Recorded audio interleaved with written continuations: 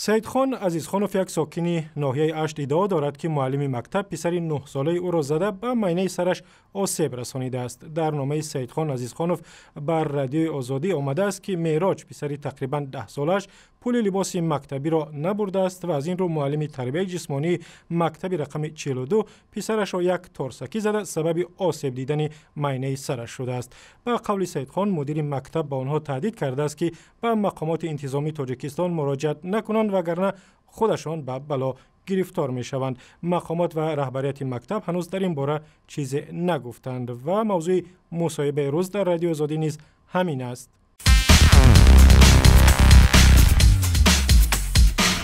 خب عباس خان، می گفتید که حادثه با جیان شما چگونه رخ داد؟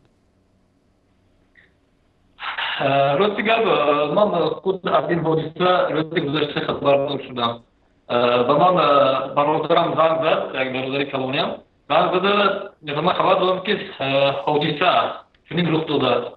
یعنی معلم مکتب میانه سبب آن که جیان یعنی طلبه پولی طلب کرده شده برای لباس یگانه نآورده است. در وقت تنفس بیرون جیل زده پرسیده است که آیا تو فلان بچه یعنی تو عزیزخانوف هستی؟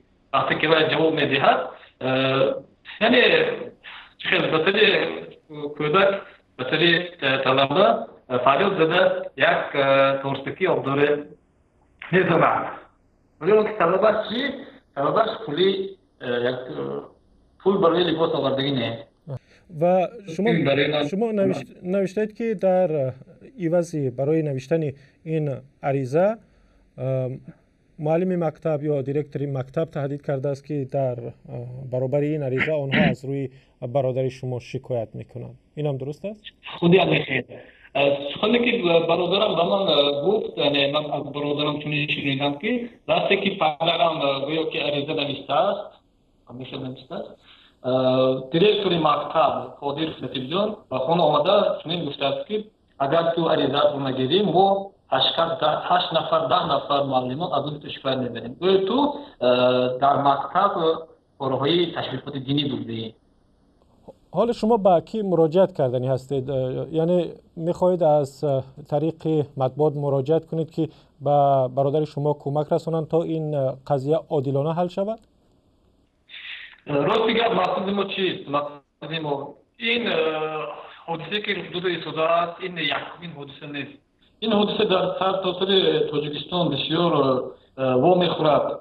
من میخواستم البته میخواستم که اون جنایتی که از طرف اون معلمان سر ایستاده است دیگر آدمان باید جنایتکار به جزا نماند. تشکر زیاد برای صحبتتون.